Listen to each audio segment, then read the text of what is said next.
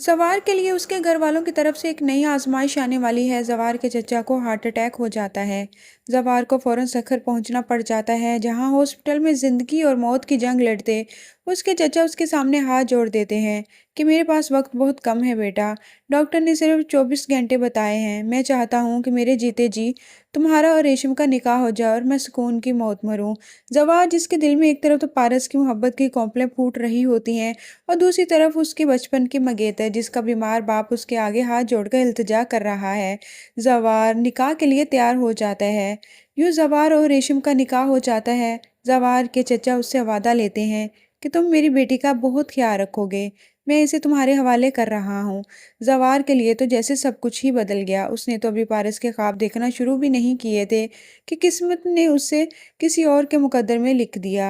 थका हारा ज़वार घर वापस आता है चचा की तदफीन के बाद। दूसरी तरफ आप ये देखेंगे पारस के दिल में कहीं ना कहीं ज़वार के लिए मोहब्बत पैदा हो चुकी है। बस एक वही तो है जो हर मुसीबत में उसका मुहाफ़िज़ बनकर पहुंच जाता है।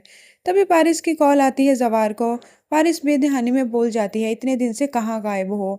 तुम्हें मेरी ज़रा फिक्र नहीं है, मैं तुम्हें कितना मिस कर रही हूँ। साथ ही पारस को अपनी जल्दबाजी का एहसास हो जाता है।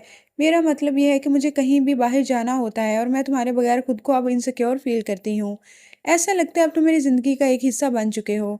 ज़वार, जो खामोशी से पारिस की बातें सुन रहा होता है, कहता है मैं 1-2 दिन तक आ जाऊँगा। पारस बीबी, मेरी अपनी लाइफ में बहुत सारी प्रॉब्लम्स हैं, मुझे उनको भी देखना है।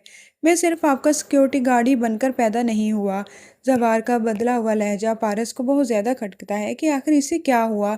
कोई तो मसला है ज़िंदगी में। पारस उससे पूछती है, ज़वार क्या हुआ है? मुझे तुम बहुत ज़्यादा परेशान लग रहे हो।